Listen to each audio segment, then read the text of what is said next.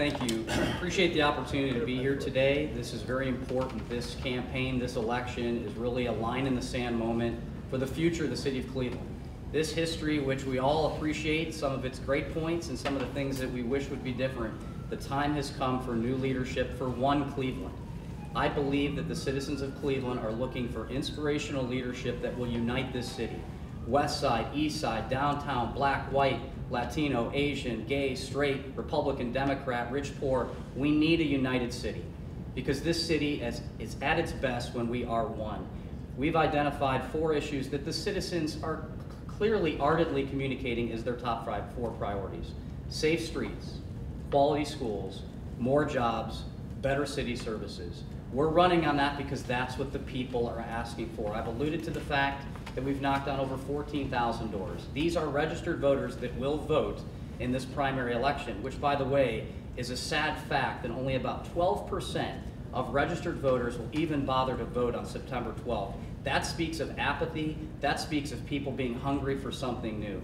I believe we need to look at someone, of all the candidates here, there's 2 that are endorsed by major political parties. The mayor is endorsed by the Democratic Party of Cuyahoga County.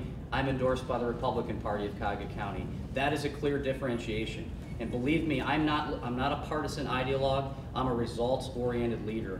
And until we can see a day where there are no homicides in the streets of Cleveland, and until we can see a day where kids in Cleveland are graduating at a rate that's equal to some of the best suburban schools, and until we can see a day where job creation is happening at multiple levels, entrepreneurial, small business, and corporate, and until we can see a day where the citizens can pick up the phone and get their needs addressed in a timely manner, then this city has not had a renaissance. We've had a renaissance for some, but not for all. I'll close with this.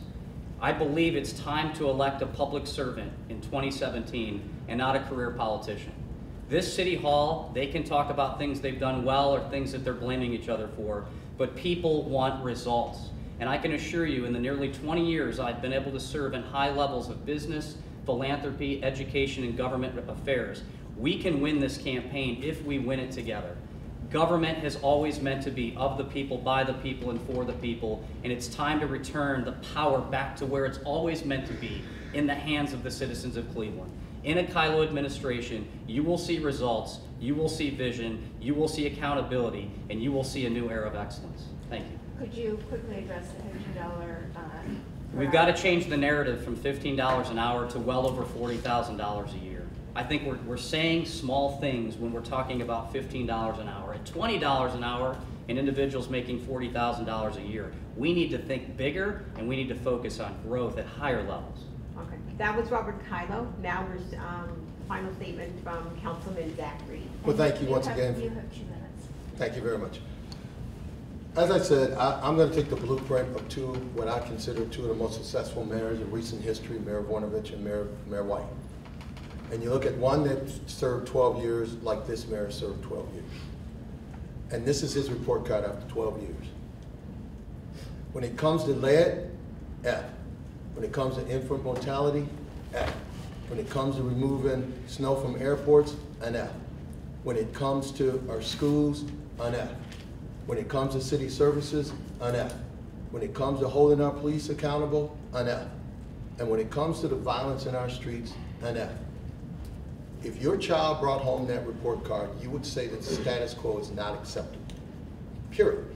And that's his report card. So I'm saying to you what Mayor White said. Mayor White said, he said, contrary to what people believe, the first thing I wanted to do when I became mayor was not gateway.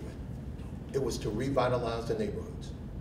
And he says the first thing to do that is an intangible. I'm gonna make people feel safe again.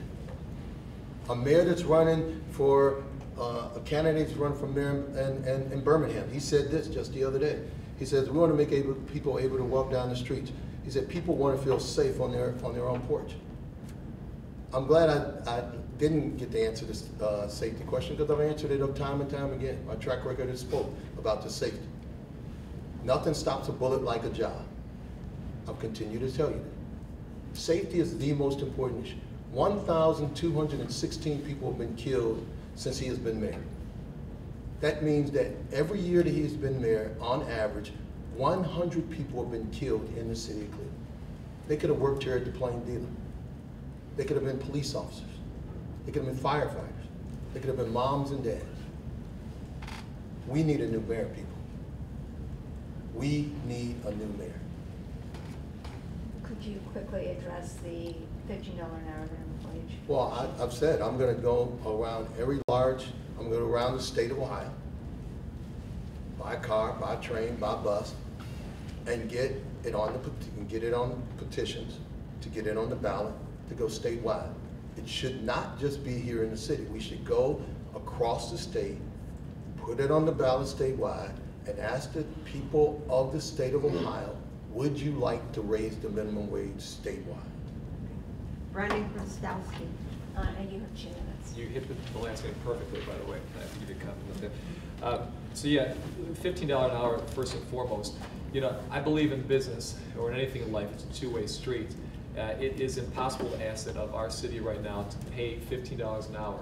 And the number might be more, the number might be less. But let's be clear that if we don't facilitate a safe environment to conduct business, an environment where our roads are fine, where someone feels comfortable driving down to that business and patronize it, it is going to be impossible to ask our store owners and our business owners in our communities, I'm talking about especially the small business owners, go to 55th and Woodland, or you go to Glenville Market over on 105th, you're not going to be able to do that. You just can't. The city has to facilitate a safe environment first. However, once we do, then I can say it's time to start asking more. And the number might not be $15, it might be $40,000 a year, as Mr. Collins mentioned. It could be even beyond that. But until we start to facilitate an environment conducive for business, we can't ask that of our people. Okay, and in close, I'd like to say this. We definitely have a chance to do something different this election, to move away from the stale leadership that we have and into something new and refreshing. Don't forget, all experience isn't good experience. All experience is not good experience. We need to elect someone who's going to be able to work with the working class and the working poor and everyone that deserves a shiny new Cleveland.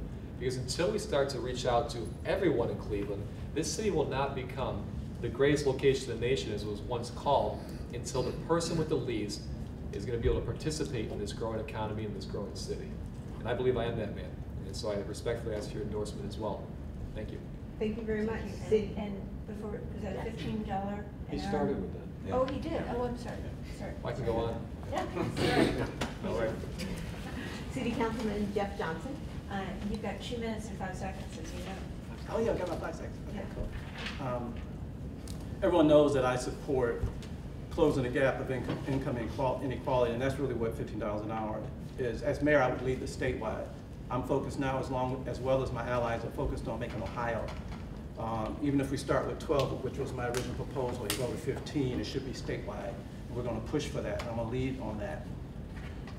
It is important that we invest, that we care, that we commit to the neighborhoods, including the downtown residential. What I'm simply saying to everyone else is that we need you to take care of maintaining what has been done.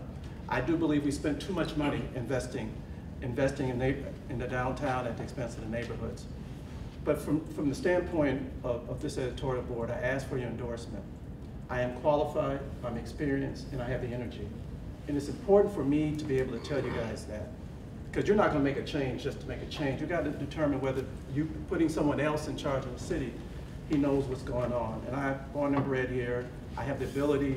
I understand City Hall, been on both sides with Jane Campbell and as a council. It's time for a change. It's time for energy. It's time for commitment. It's time for us to go out there and make a change. So thank you very much. Appreciate it. Thank you very much. And about the $15. He started it with that. Sorry, Totally you know with what, I'm calculating the next guy's time. I guess I'm not hearing that, sorry Yeah, about that. you did. Tony Mandelo. And you Madam. have 3.5 minutes. It's a long time. I'm going to start by talking about the $15 minimum wage. I think this is a conversation that nobody is actually talking about in this respect. The whole purpose of raising wages is to give them a livable wage, right? However, if they are increased, they actually start losing all of their benefits. So if these citizens go over the poverty rate level, they actually lose their housing. They lose their health care. They lose their food stamps. At $15, they're actually only able to work 20 hours a week. That's a problem. So it's not about $15. It's about, again, education, job training, careers instead of jobs. I would definitely not support $15 minimum wage because I believe that it actually hurts the As for why we are here, I'm not here seeking your vote. My conversation on the street is much different than my conversation here. So I'm asking for your endorsement as an editorial board. And I think that the mayor bears a lot of responsibility for the problems that we have, but I also believe that cleveland.com and Plain Dealer have to bear some responsibility in the fact that they've endorsed him.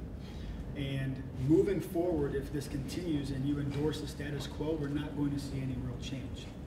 My argument would be that at 71 years old this year, completely disengaged and removed from what the reality of Clevelanders experience, it's time for us to have our time.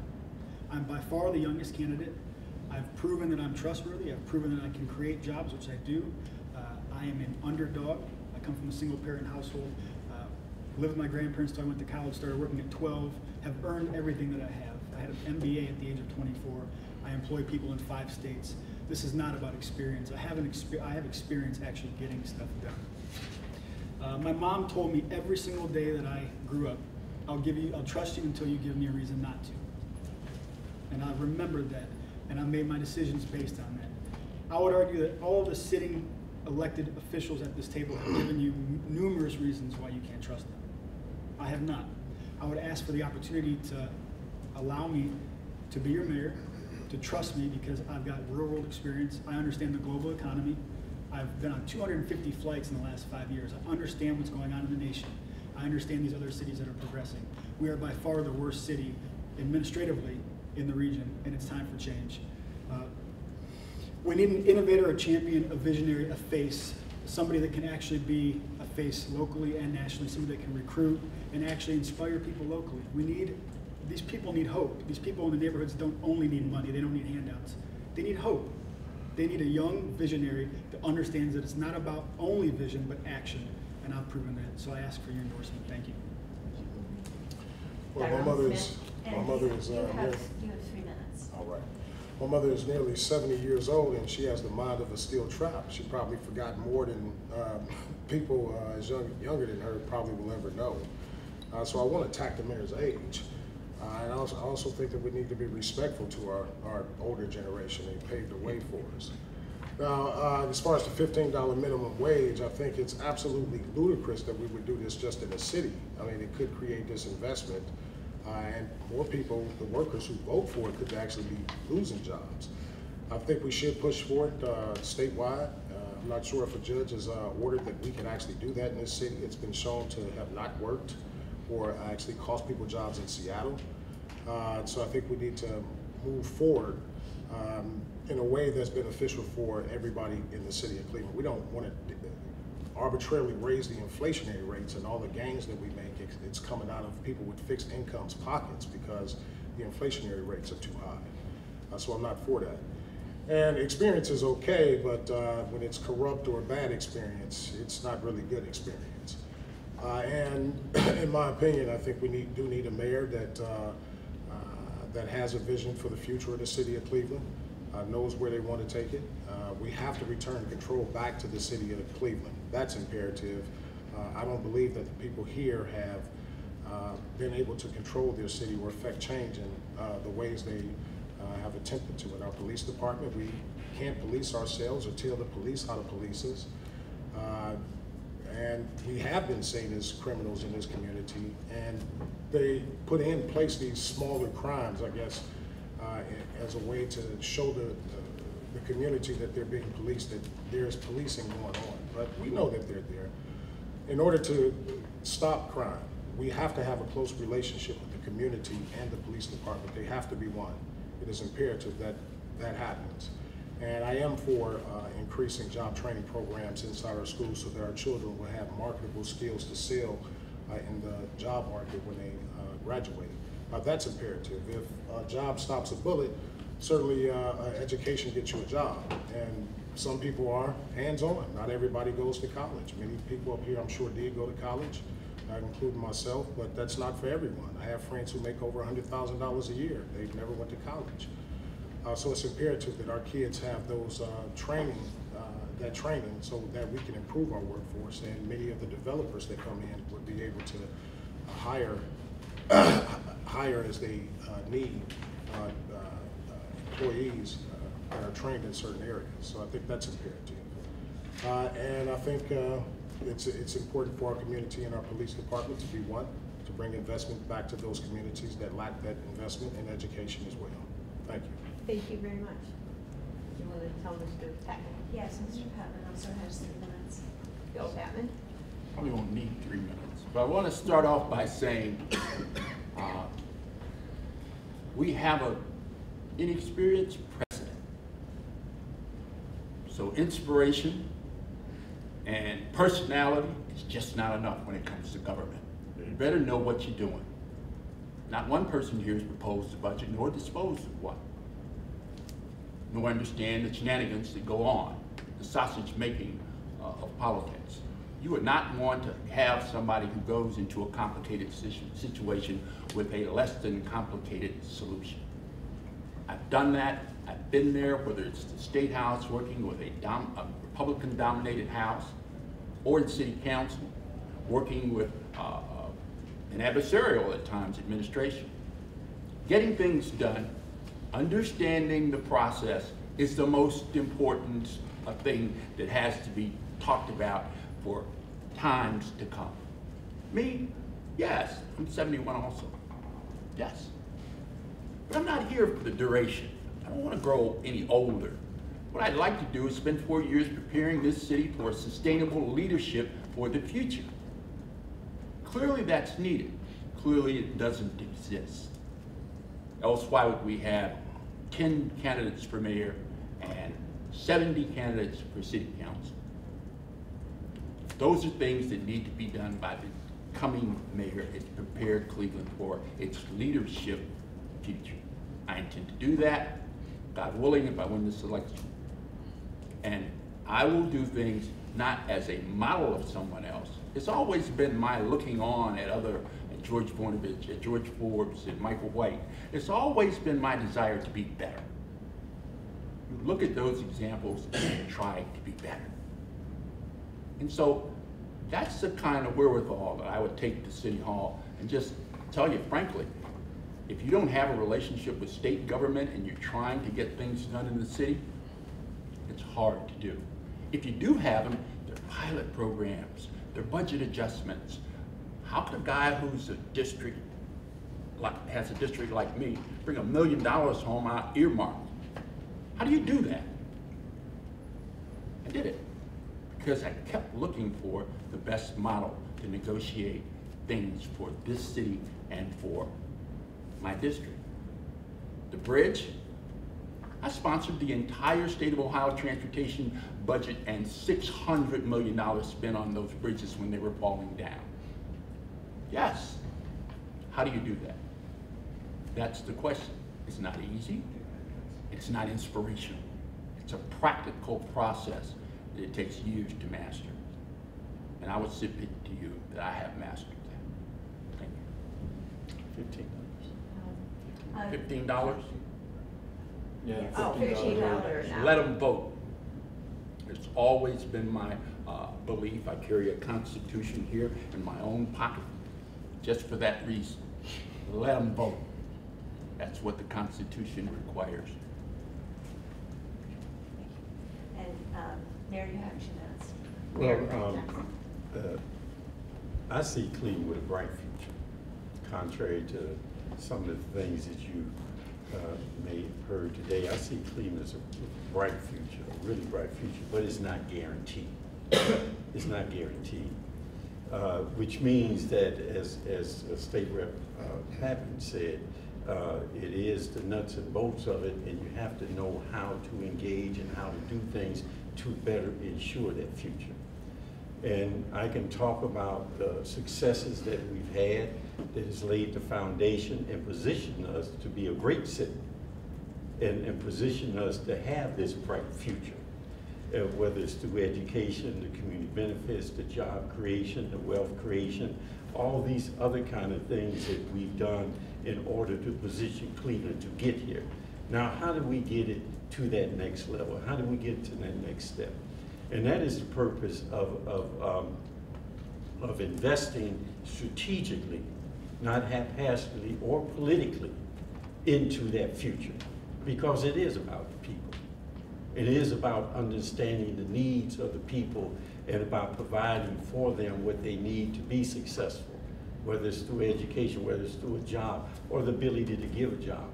And you know, I don't stay out of touch from anything because I live what you talk about. I live it. I stay on 38th and Central. Everything that happens to anybody out here, including the homicides, the drugs, or whatever may come about, happens to me and my family. So this is not an academic discussion or theoretical approach to life, or philosophical economic system or political system. It's personal to me. And I put all I have into this job to ensure that Cleveland's future. And in doing that, ensuring the future of the people and the hopes of families and children. That's what I do, and that's what I'll continue to do. We know your position on the $15 minimum wage. Do you Oh. want to state it for the record? Yeah, I'll state for the record.